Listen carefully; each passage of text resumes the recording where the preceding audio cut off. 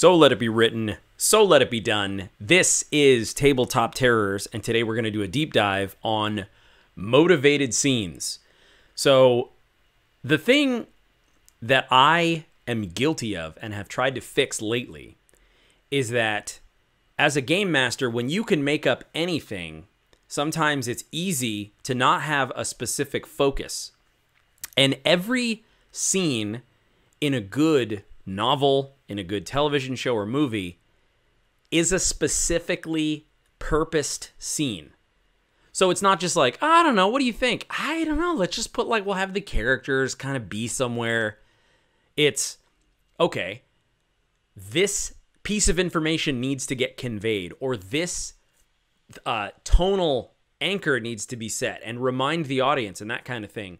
So one of the things that I've really been focusing on as a game master is just remembering what my game is about and what the campaign is about. And in terms of like motivated scenes, using those cues and then thinking, all right, cool, what do I want to highlight about the campaign? And that makes me put a certain NPC in there. So if I want to bring up the aspect that we talked about on our session 0 of, okay, it's a war-torn land, you know, kind of bringing up the points we all decided on, that's a really good place to start with what your motivated stuff is. And as simple as it sounds, the game that I want to run and the game that I end up running was so far apart because I didn't deliberately choose aspects to focus on. So if we're running a game that's supposed to feel like we're in a war-torn land and things are scarce, I wouldn't use an example outside of that. That's the first place I would pull. So I would say, okay, cool, it's a war-torn land. So I would purposefully make the motivated scene something that shows the effects of the war. Whether that's someone recruiting, whether that is someone cleaning up a battlefield after, you know, whatever it is, that now reminds everybody that there's a war going on without reminding everybody that there's a war going on.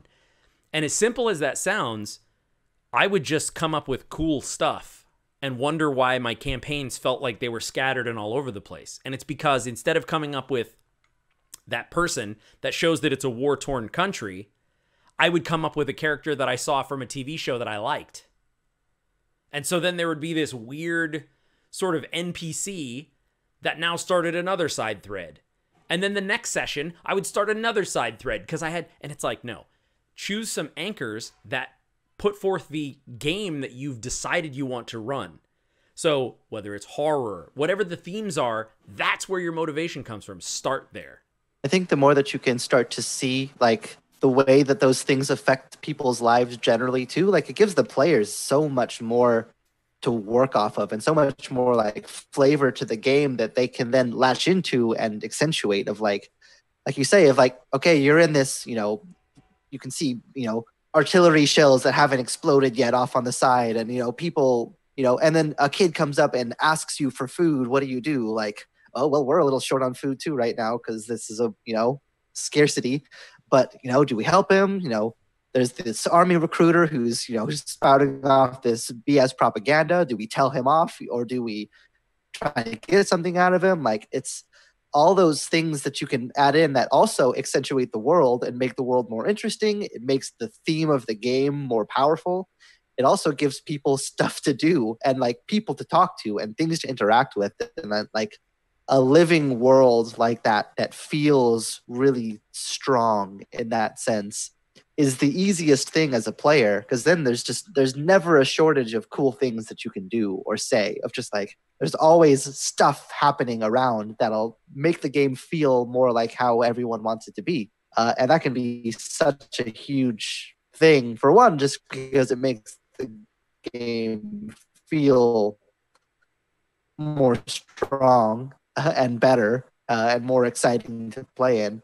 And two, it gives people stuff to latch onto of like, no, so I'm going to help them. Like if you didn't put that person in the world, you don't get that scene. So those sorts of things can do a lot.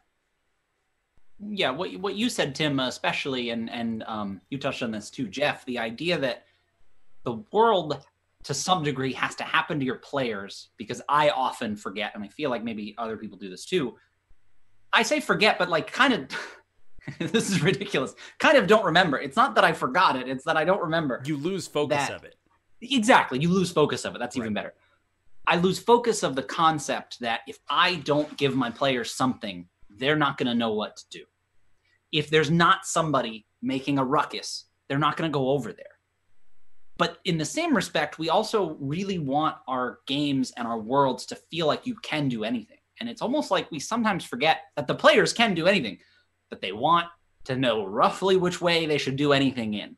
Or at least the players that I play with. And obviously other groups, different things, whatever. But for my example, especially if I want to tell a really cool narrative story my players are going to enjoy, I kind of have to lead them by the hand to some degree, in a sense, through what I know doesn't matter. So I'm, separate conversation of railroading and all that. This is more like, if I know a scene isn't going to progress what I've prepped, for example, or get us to the place we need to go, instead of letting it just go, I can just sort of almost retroactively go, oh, okay, well, this other thing happens to the players because that pushes the idea that there's a war going on.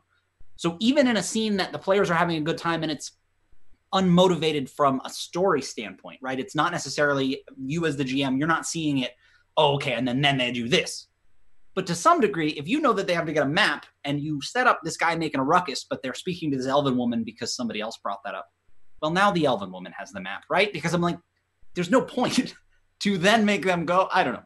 You can go very far in that, but the idea is to remember what the goal of the game is. And in my case, the goal is often to tell a good collaborative story. And sort of the opposite of my goal is what Tim mentioned, a meandering game where a bunch of cool stuff happens, but the players often don't know what to do and they're not sure why. And I feel like motivated scenes is there's a lot to do there. There's a lot of maybe prep work there sometimes, but it can be the thing that keeps your game on rails while not making your game railroady, if that makes sense. Yeah. And I think it's a pretty important distinction to make, that just because the game master gets to tell you what you see, you still get to decide how you respond to it. Kind of like, and we've all touched on it a little bit in the things that we're saying, but it's like, I'll just be flat out as a player. That's the idea. I ask you as a game master, what do I see? Because I want to know what you tell, like, what did you have prepared for us? It's part of the deal.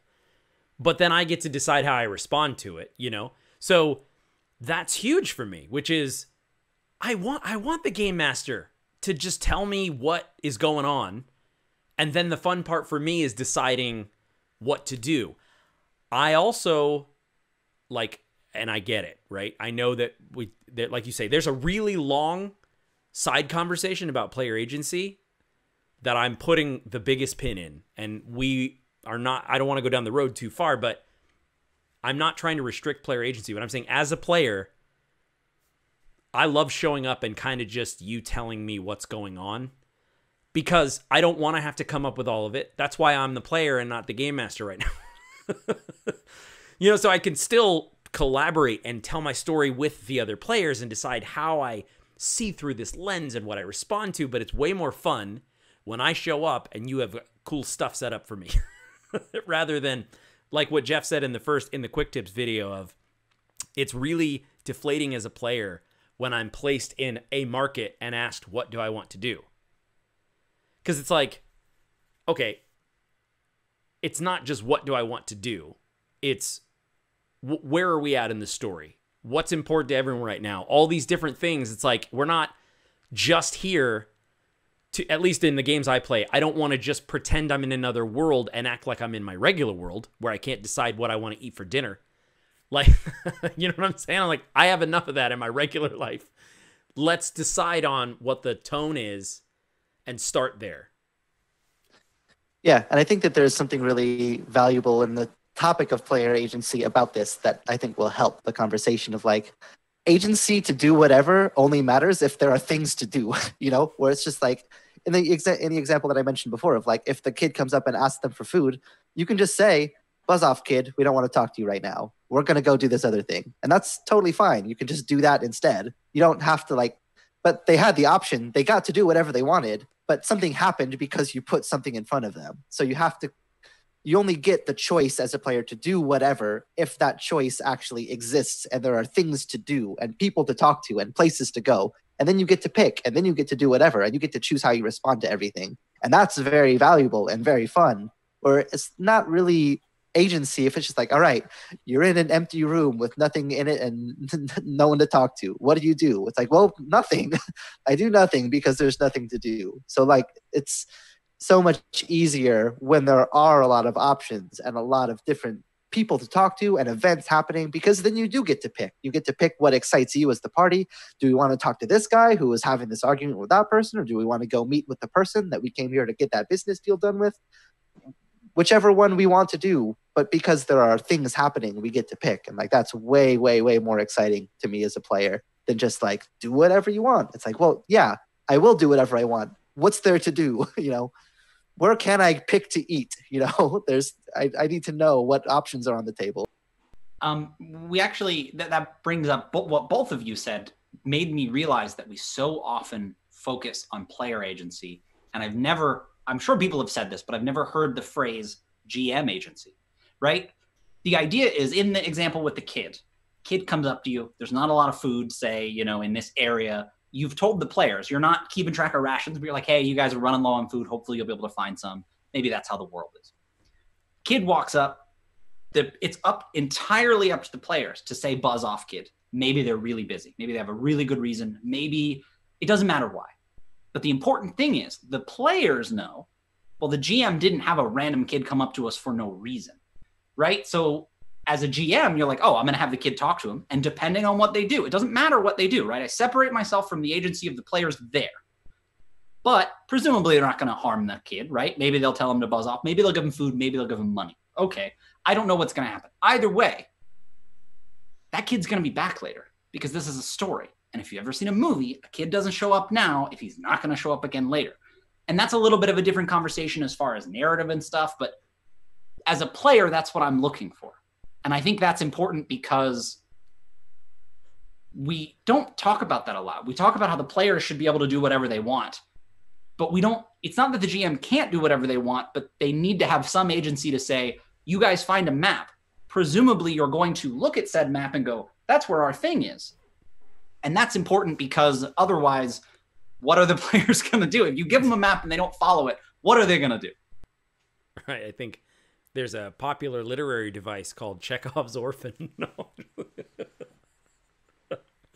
Funny, because I wondered what you were laughing at. I wonder what I said. But I'm not going to interrupt you, but the immediate thought that I had was Chekhov's Orphan. Chekhov's Orphan, exactly. If you don't know what we're talking about, there is a general rule in fiction that if you hang a gun on the wall in Act 1, it should be fired in Act 3. Everything should have a purpose. And so basically your job in motivating scenes, I'm realizing, is to just hang a bunch of guns everywhere and then let the players choose which one they want to shoot. I think it hit me. I think I know what the analogy that I would tell myself is this. As a game master, you are preparing a buffet, a big buffet, and the players get to just walk through and pick whatever they want. And some people might go straight to dessert. Some people might go to the salad, but the key is variety, right? And so if as a game master, you have this thing and then this other thing, and then basically by thinking of it as a buffet and these things that appear in scenes, the players will ignore the thing that they don't want, and they'll gravitate toward the thing that they do want. And then it doesn't matter because it didn't cost you anything. Okay, cool. They didn't really gravitate toward that. I'll put that back. And then maybe in another session, bring that out or whatever. But think of it like as a buffet. And the way to do it is every piece you place on the board or everything you put into the scene should have a thing they want also. And that's a really easy hack. I keep thinking of it in terms of people. I think that for me, that's what I gravitatortids. Graviton. That's what I go toward with gravity is other people. It makes it just way easier to put a person with a motive in there. And it's even better as a hack if you have someone in the scene who wants to fire a different gun than James's character, someone who gets in the way of, so let's use the orphan as the example. Whichever way the party responds, if they go to give them food, what if a guard knocks the food out of the player's hand and steps on it? That's already, okay, now we're cooking. What is this? Or the reverse. What if the guard takes the food and bites it in front of the players? You know, or flip it entirely. The guard comes over and actually says, I appreciate what you're doing in the city. If you ever get in trouble, you ask for Kirkus the Lizard Man, city guard. But that already, though, now I feel like that's a motivated scene. I'm building this little web here, so. Yeah, and it gives the opportunity to find out what conflict exists in this world. You know, the second that you see, you know, if the guard is antagonistic, then it's like, okay, so this place that we're in, the guards have a tight grip on what's going on. They're probably going to be in our way if we try to do anything crazy. Or maybe that's a force that we can work to undermine, and we can liberate this place from the tyrannical rule that the military has imposed on them. Or the other way around, like you say, of like it gives the opportunity for the players to pick a side. You know, do we side with this guard and hope that the rule of law is going to back us up, or do we, you know, rally the people and fight against the tyranny? You know, if that taken, just nothing happens. So it's people, I think, are, like Tim says, are a great way to get across motivation, because every person, you know, whether or not they're conscious of it, has a reason to do the things that they do. So if the guard comes up and slaps the food and steps on it, he did that for a reason. He might not even know exactly why, but that gives you a reason then to interact with. If food's so scarce, why is this guy stomping it out? Maybe the guards have a stockpile of food that they have and they're not hungry. You know, that's a cool piece of information that might be really intriguing later. That might only come out because you gave that guard the chance to stomp on that food. So the more that you can give people doing things into the world, the more that it gives the players people to talk to and sides to take, conflicts to engage in. And like that part is the story, you know, that's where the story is. It's like when you get that drama of the conflict, what do they want versus what the world is giving them, you know, and how do they deal with that? Like those are the questions that we want to see out of the story, out of the characters. It's like the whole reason that we play. And that only happens if you have things for them to conflict against, which requires motivation that you're giving to the players and to the world that's pushing back against them. So yeah, conflict and conflicted motivations are like always a perfect way to get drama. You know, that's kind of how the whole car runs, so to speak. Yeah, and I'm really liking this example because in my original thought, the kid would come up, you'd tell him to buzz off or you give him food, and they'd come up later, right? That's Chekhov's gun. And it's funny because I feel like we're touching on a lot of narrative elements that are important to these other concepts. And another one that we've talked about before and that is pretty common is the idea of show, don't tell.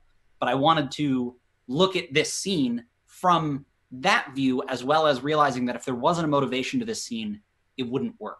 Right, so we came up with the orphan for another reason. But if I'm prepping, sorry, there's something in my eye. That's going to come up in the third act. That better come up in the end card. Right, if I'm preparing my session, and I also want to tie this to the in, late, out, early. Right, preparing my session. You've told the players, hey, you don't really have a lot of food. Maybe this next town will have some. Okay, so everybody decides they want to go to this town. So as a GM, you've known, okay, they're going to go to this town. So I have the scene at the gate with the orphan, right? So that all happens, whatever happens. I like the idea that the guard knocks the food out of the child's hand and tells a real problem with pickpockets here. And, we want to keep people from begging at the, in the entryway. This may or may not be true. The guards may have a stockpile. But you've told the players so much about this world. Maybe they can trust the guards. Maybe they find out later the guards were lying. Maybe they find out there is a real food shortage. You had this tiny little motivated scene that the players got to have their own agency. They think they're doing something good. It gets knocked out of their hand. What? That's weird. The other thing, though, is it gets knocked out of their hand. The guard maybe tells them something. And unless they plan to fight this guard, you go to the next scene. They're walking in through the doors of the palace and they're talking to the king because there's no reason to worry about. You've gotten out early. Hey, okay, the scene's over. The the guard's a jerk. He left. The kid runs away sad, whatever. Who knows? But there's no reason to hang out and still mess with that scene because it's no longer motivated. But by having motivated scenes, you've gone, okay, well, I want somebody to beg at the front and for a guard to be against it and see what the players do, to give them an idea of the world. They're not going to roll any checks, potentially. It's not about that. Narratively, you've told them so much and you didn't really have to describe all that much. Yeah, and then, like you say, you can always then do the Chekhov's gun thing of like, they get to the palace, they're talking to the king, the guard stops in and is like, hey, these are the guys, the ruffians I was telling you about that are hanging out with the thieves that we've been having problems with. And then suddenly the king that they're talking to that was supposed to have this like cordial meeting is like, well, what? You guys are aligned with this gang or whatever that's causing all these problems? Like, whoa, no, we didn't. And it's like, it gives, or the other way around of like, oh, we've heard that, you've been giving food to our hungry people. Like, oh, we appreciate it. Like, I'm at your service, that because you had that scene before, now this scene has continued on additions to it. And like, that can go out into eternity. As long as the campaign lasts, these threads will continue to go. And it can make such a huge difference in like how much the game impacts, that like our choices matter and people want things. And if we help them get what they want, they help us. And if we don't, they fight us, not necessarily like combat, but like they work against us, So like, it gives so many ways to demonstrate so many good things about the world and the game. Yeah, and I think that's what would be a great thing to see in the comments is what game world are you playing in, whether it's your homebrew or a published setting. Create a motivated scene in the comments. So something that's happening. It doesn't have to be very long. It could be a few sentences. It could be really casual, but is it the orphan and the guard that we described? Or basically choose a motivated scene that shows something about your world. Because I think that that's what we're sort of unveiling more and more as we dig deeper into this, is that these motivated scenes are really just hacks to show what your world is about and how the world functions. And then it gives the players infinite things to interface with. And that's the point of the game, as Jeff was just saying. So that'd be a great thing to see in the comments is, what about you? Write a motivated scene that expresses your campaign world. And that would be really fun to see. It also would give a bunch of campaign, or not campaign, but encounter ideas for other people to have motivated scenes they can run in their game. So we're Tabletop Terrors. We're all about fun. We're all about tabletop RPGs. And there's a third one, being creative. And the fourth one is being forgetful. And if you're still here, do the subscription thing. That is also important. And there's a bell that you can press that is, I'm fairly certain that it gives us $5. No, I'm kidding. The truth is, we're glad that you stuck around this long, and we hope you stick around longer. And we'll end this thing before I make it worse with the Tabtarian toast. May you mend the first break. May you kill the first snake. May you conquer everything you undertake. Slancha. Coriander.